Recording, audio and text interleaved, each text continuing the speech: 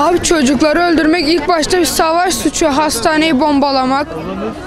Biz de bugün bunu haykırmak için buradayız. Kahrolsun İsrail.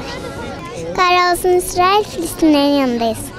İsrail hakkında şöyle düşünüyorum. Çocukların hiçbir suçu yok ama orada çocukları öldürüyorlar. Aslında çocukların doğal haklarını kullanmaları gerekiyor. Evlerinin, ilaçlarının, hepsi, yemeklerinin hepsi oraya ulaşması gerekiyor.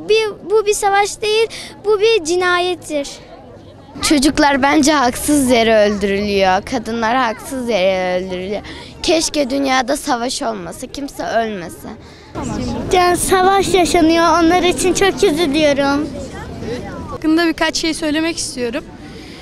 Bu Gazze'deki zulümler, böyle zulümler oluyor. Müslümanlar öldürülüyor, doktorlar öldürülüyor. Burada da doktorluk yapanlar var. Buradakiler daha şanslı, orada savaş var. Ama yani oradaki doktorlar şanssız. Önlükler kana bulanıyor orada. Hep savaş oluyor. İsrail zulüm yapıyor. Çocuklar katlediliyor, bebekler öldürülüyor. Yani sadece bu İsrail'in algısına bir de kimse dur da demiyor. Böyle sürerse yani daha kaç bin çocuk öldürülür bilmiyorum. Yani benim yaşımda 5 yaşında, 3 yaşında, 2 yaşında çocuklar öldürülüyor. Ama kimse hiçbir şey demiyor ve ben buna çok üzülüyorum.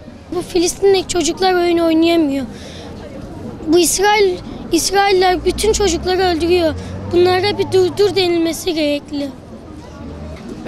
Bu yürüyüşün nedeni Rim adındaki çocuğun doğum günü olduğu için.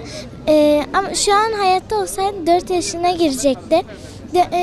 O çocuk gibi bir sürü çocuk hayatta değil şu an.